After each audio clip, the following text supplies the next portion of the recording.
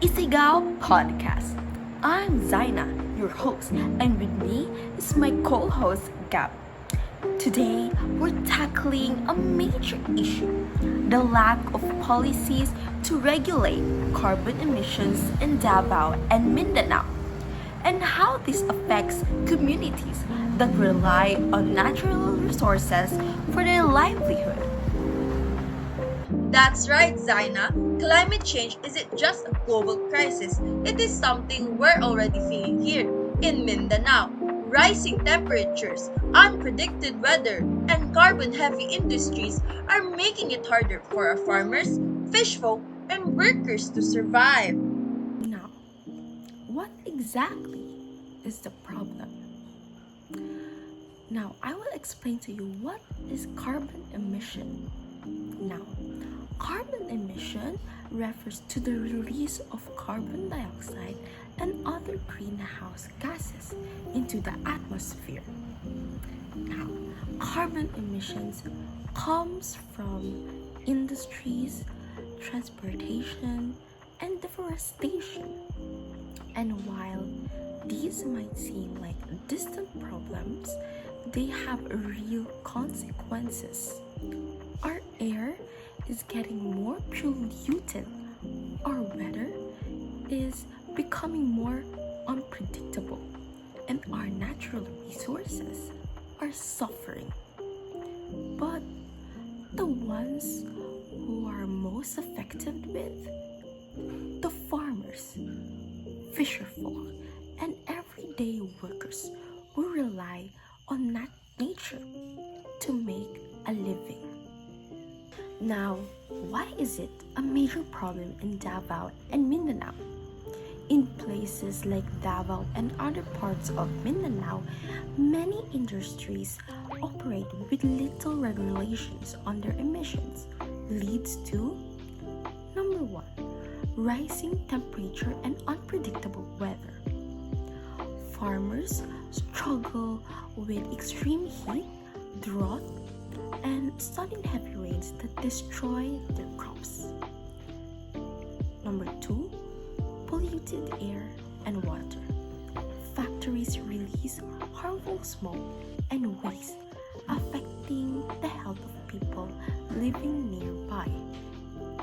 And number 3, declining fisheries.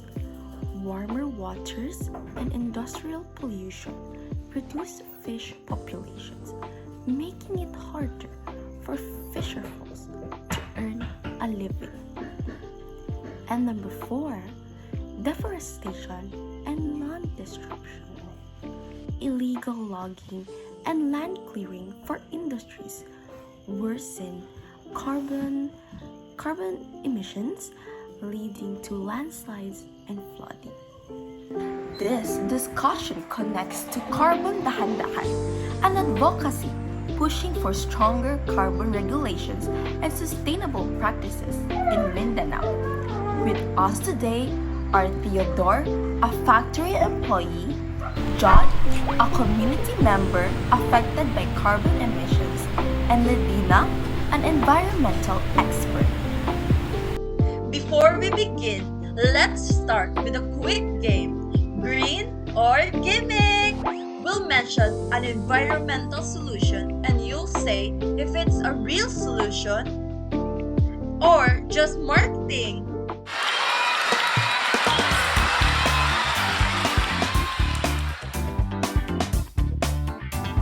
Now, Miss Ledina, you will be the one answering the question. Just say green or Gimmick. First one, switching to a paper straws will help save the environment. Gimmick. It helps reduce plastic waste, but it barely impacts carbon emissions. The bigger issue is industrial pollution.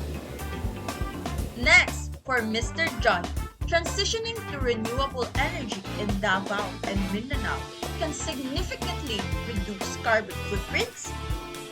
Green, but it's expensive. If the government provided subsidies, more households and businesses would shift. Great insights, Miss Ledina and Mr. Judd. Now let's dive into our discussion.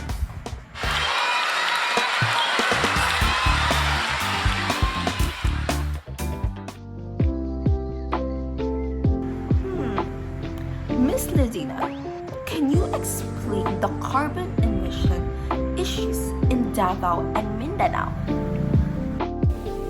Mindanao has historically been rich in natural resources, but urbanization and industrial expansion, especially in cities like Davao, have led to deforestation, pollution, and high carbon emissions.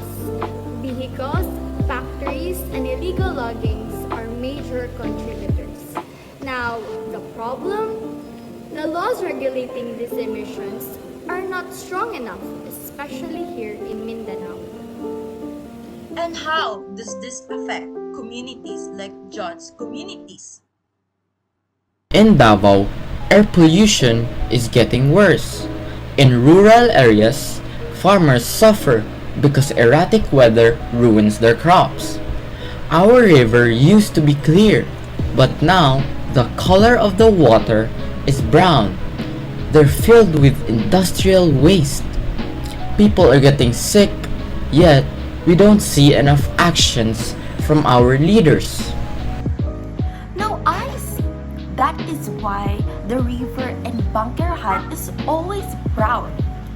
Theodore, as someone who is working in a factory, what's your take or insight on this? I see both sides. The factories provide jobs, but pollution is real. Some factories in Davao and other parts of Mindanao don't follow emission guidelines, and there's little oversight. We want greener solutions, but companies hesitate because shifting to cleaner energy is costly. What an insightful take about the situation in the factory, Theodore. Now, Miss Ledina, I do have a question.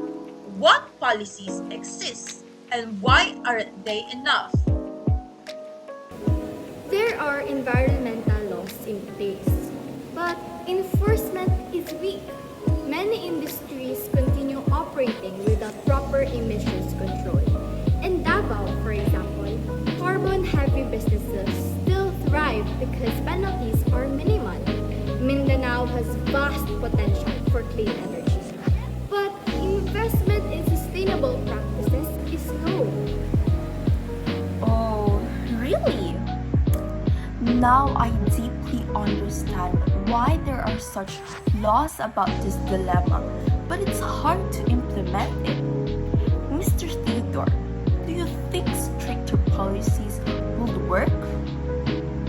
Yes, but companies need government incentives. If clean energy alternatives were more affordable, industries would adopt them. Oh, okay.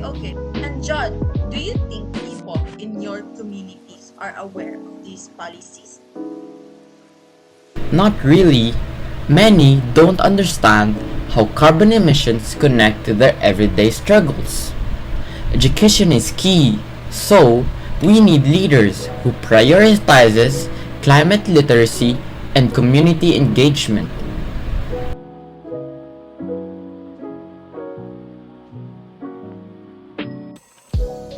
Alright, let's talk solutions. Everyone, what can be done to address this crisis? We need three key actions. First, stricter carbon regulations. The government should enforce penalties for industries exceeding emission limits. Number two, incentives for green businesses. Clean energy solutions should be affordable for companies and households. Lastly, public awareness campaigns. Communities in Mindanao should be informed about climate issues and how they can take action.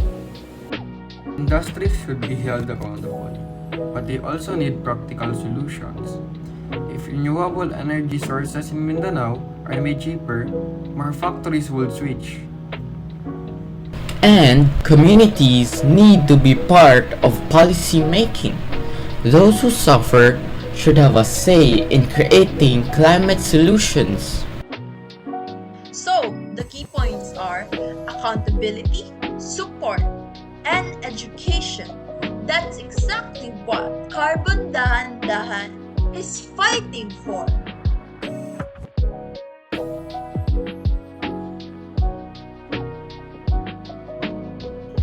Now, we've covered a lot today, and it's clear that the issue of carbon emissions is more than just an environmental problem.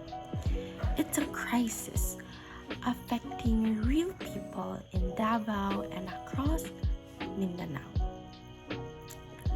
Now, from our discussion, we learned that number one, industries are a major contribution to carbon emissions, but without strong regulations or policies rather, many continue to pollute. Number two, communities are suffering. Fisher folks are catching fewer fish farmers.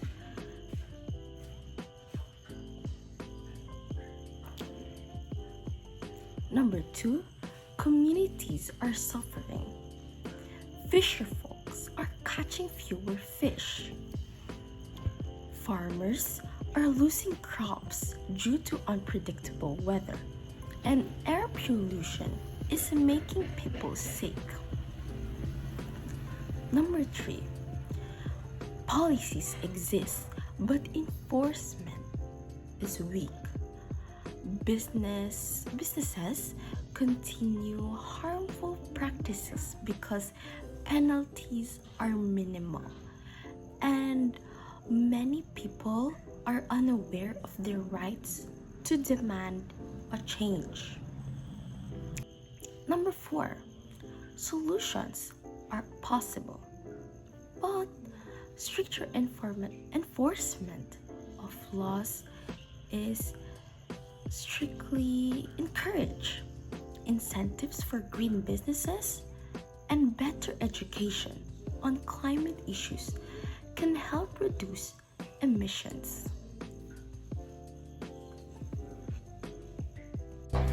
Wow, thank you so much for guests. Before we wrap up, let's do one step for change. What's one thing people can do today to help? Push for stronger climate policies. Contact local leaders and demand for action. If you work in an industry, push for eco-friendly policies in your company. Support businesses that prioritize sustainability and reduce your personal carbon footprint. Choose renewable energy sources when possible and educate others on the importance of emission reduction.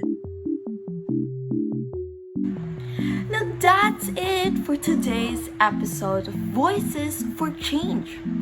Carbon emissions aren't just a business issue. They affect communities, health, and our future. If we don't act now, Mindanao's natural beauty and resources will continue to suffer.